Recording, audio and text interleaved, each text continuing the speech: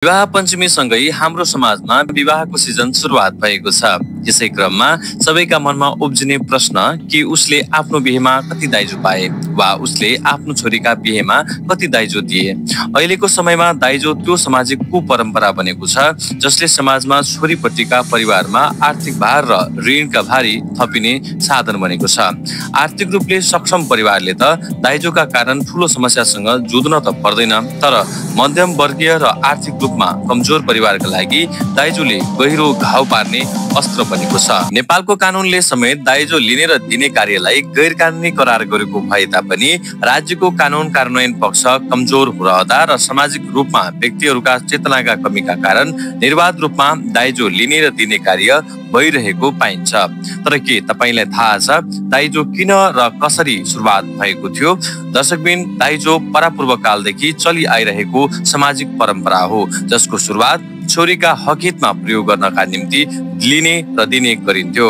खासमा भन्ने हो भने श्रीमान नहुँदा वा श्रीमानले आफ्नो सम्पत्ति श्रीमती वा परिवारका लागि प्रयोग नगरेको अवस्थामा महिलाले आफूसँग रहेको सम्पत्ति प्रयोग गरेर जीवन यापन गर्न सहज होस् भनेर छोरीलाई सम्पत्ति उपहार दिने प्रचलन थियो, जसलाई स्त्रीधन भनिन्छ। स्त्रीधनमा महिलाको व्यक्तिगत हक मात्र लाग्ने चलन थियो, तर समय बितेसँगै स्त्रीधनमा श्रीमान वा केटा पक्षका व्यक्तिहरूका लोभ बढ्दै जाँदा दाइजो दिएन भने निर्मम व्यवहार गरेर भए पनि दाइजो माग गर्ने चलन बढेको कारण दाइजो एक सामाजिक कुसंस्कारका रूपमा परिणत भएको छ।